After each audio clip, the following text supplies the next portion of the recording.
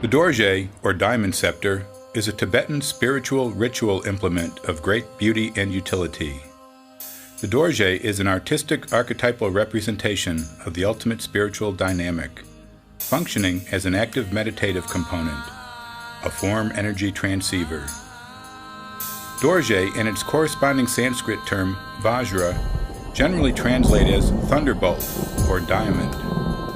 This symbolically represents the irresistible force of the thunderbolt and the indestructible qualities of the diamond. The Dorje has archaic roots in the thunderbolt of Indra, the Hindu Jupiter. The form of the Dorje as a scepter or a weapon appears to have its origin in a single or double trident, which arose as a symbol of the thunderbolt in many ancient civilizations. Parallels have been suggested with the Teutonic god Thor's meteoric hammer, as well as the thunderbolt scepters of Zeus and Jupiter. The ancient Rig Veda identifies Indra's Vajra as a notched metal club with 1,000 prongs. Further ancient sources identify the Vajra as having open prongs, unlike the Buddhist Dorje, which has closed prongs. According to legend, Buddha took the Vajra weapon from Indra and forced its wrathful open prongs together, thus forming the peaceful Buddhist scepter with closed ends, absorbing and sealing within the unbreakable and indestructible power of the thunderbolt. The Vajra is the quintessential symbol of Vajrayana Buddhism, which derives its name from the Vajra itself. This is the supreme path of Buddhism, the thunderbolt or diamond wisdom. The true meaning of the Vajra, or Dorje, is far more comprehensive than merely being a thunderbolt scepter weapon of some local god. The Dorje represents the highest spiritual power, that which is irresistible, invincible, indestructible, and inexhaustible, free from conflicting emotions. In Tibetan, Do means stone, and Urji means master, and the master stone is considered to be the diamond for its nobility, purity, clarity, and ultimate hardness. The master stone is, of course, the philosopher's stone, or prima materia of the alchemists, and this symbolism is apropos for the Dorje. The secret of the philosopher's stone is that anyone who attains it cannot use it successfully for base purposes, such as riches and physical immortality, as such intent leaves one spiritually dead. The true philosopher's stone is not a physical object, but rather an awareness of the transformative power of awakened consciousness. The future is transmuted from the past by our current actions in the ever-present now. We hold the power of responsible freedom as both our birthright and obligation on our path of spiritual evolution.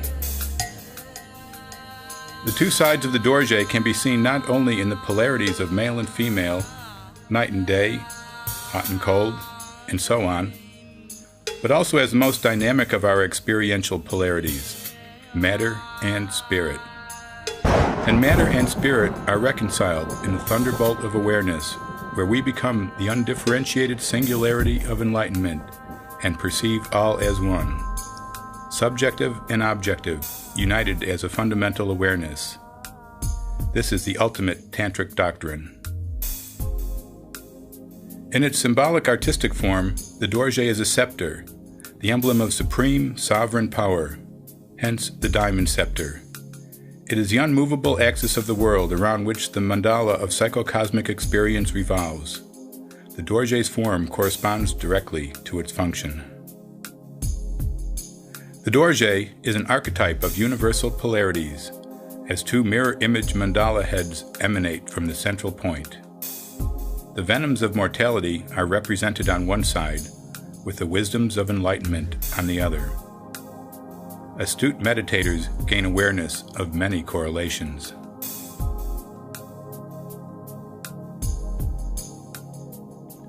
There are three stages of the Dorje: Bindu, Lotus, and Mandala, representing spirit, mind, and body, respectively. The central sphere is the Bindu, or seed of the mandala, which creates the universe. As the universe emerges from the unmanifest state, it forms into the minuscule point of the Bindu, where undifferentiated unity splits into duality, and our paths to awakening in the mandala begin. From the unity of the focal bindu seed spring two opposing 8-petaled lotus blossoms, representing the dualistic nature of manifest reality as perceived consciously. The symbolism of the lotus is as the meditation seat of the enlightened. From each lotus blossom emerge 5 rays of power, which converge at a higher point on each side. Dynamic archetypal polarities are represented by the 2 sides of the Dorje. On one side is this spatial realm we inhabit as physically incarnate humans. The other, the subjective counterspatial realm of mind and spirit. There are also Dorjes with 9 rays on each end, the 4 primary and 4 intermediate cosmic directions around the world axis. These 9 can also represent the Buddha and his 8-fold path, or the 9 vehicles or stages of the Nyingma, or Tibetan Old School Buddhist tradition. The 5-rayed Dorje contains the core archetype of the holy mountain Meru, surrounded by the 4 quarters of the universe. From end on, these 5 rays can be seen as the Vajrayana mandala of the Dhyani or meditation Buddhas. It consists of 4 stages around a central stage, the central stage being the expression of the quintessence in its Dhyani Buddha form. The 4 surrounding stages, the remaining Dhyani Buddhas, can be seen in many ways: the 4 phases of the day, 4 directions, 4 seasons, 4 ancient elements, 4 states of matter, 4 ethers. This fundamental quadrature structure pervades as a divine metric of our experiential earth existence, and the mandala is the map. These Dhyanis are not sentient beings who have attained Buddhahood. These Buddhas are projections of the highest potential of that which exists within each of us, the principle of enlightenment, spiritually differentiated into our total being. This is not about attaining enlightenment. This is about maintaining those moments of enlightenment we all have at times. The Buddha nature lies within. We are already awake, our natural state of being. The material plane distracts us from our finest awareness through uncontrolled sensory input, emotive reactions, and false beliefs. To dissolve the distractions, one meditates on the Dhyani Buddhas as representatives of what are termed the skandhas, our 5 aggregates of consciousness, being consciousness in its totality of physical and non-physical existence. Form, our physical beings. Feeling, both inner and outer sensation. Cognition, the processing of experience. And volition, intentional activity. These 5 together comprising an individual's total life experience.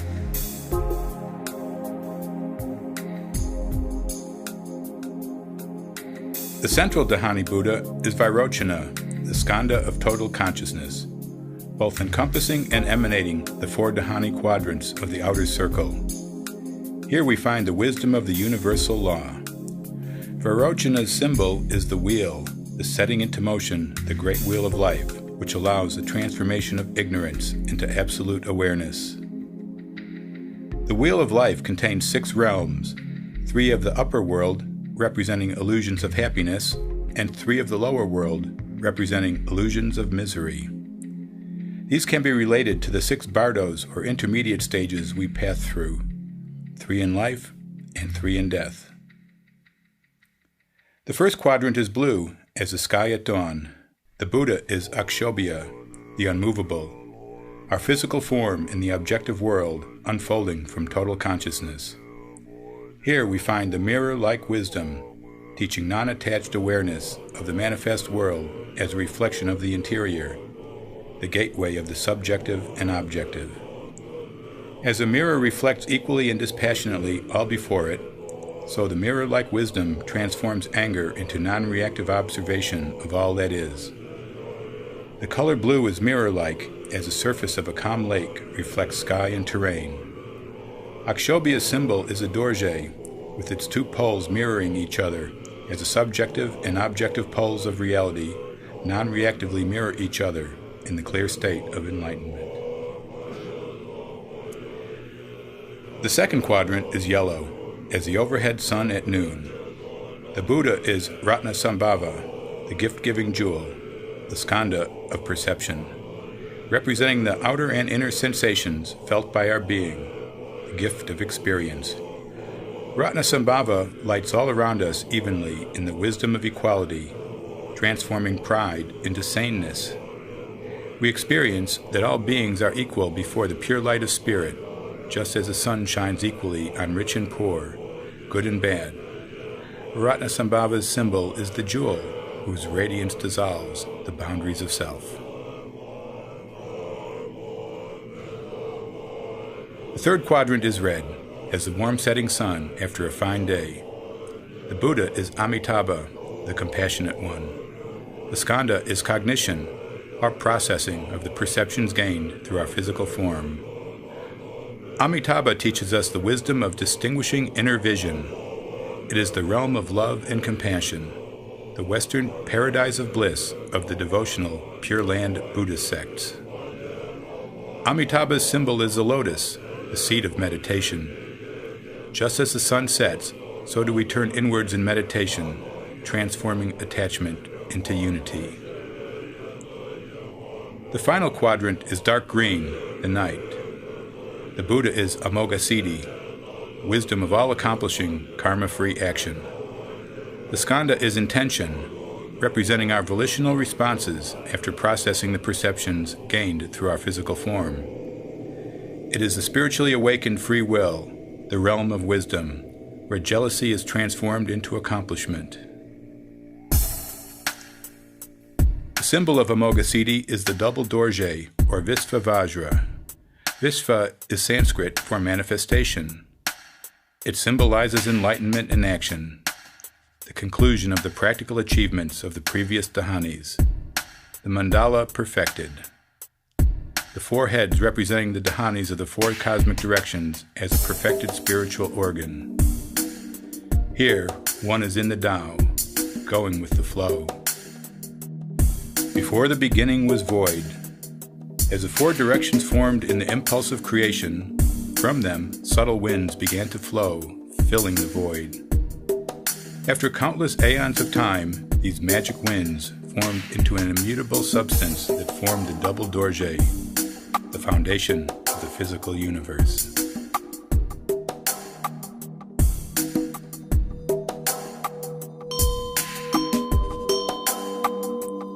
In ritual use, the Dorje is held in the right hand, while a bell is held in the left.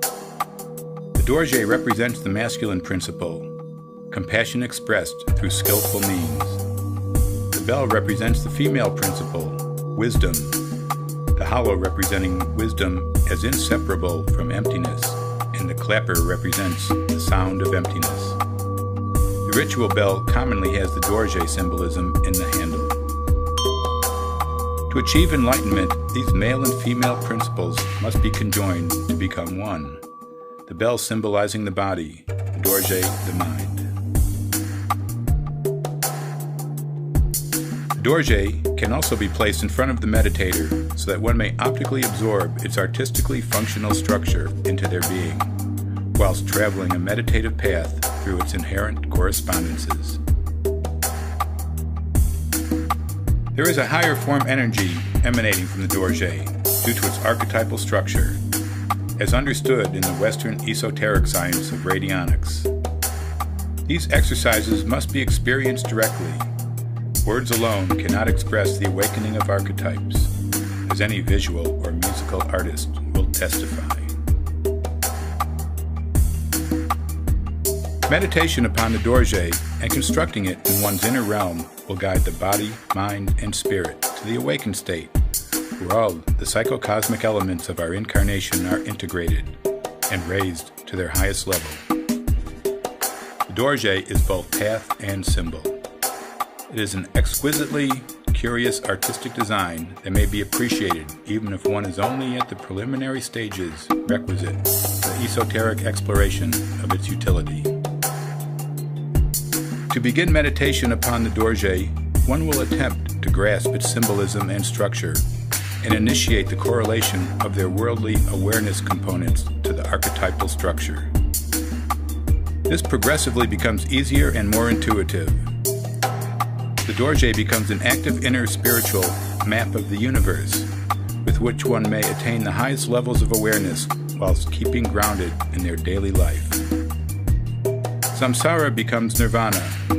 Consciousness transforms from mortal to immortal, and one perceives the infinite in the finite. The Philosopher's Stone is attained.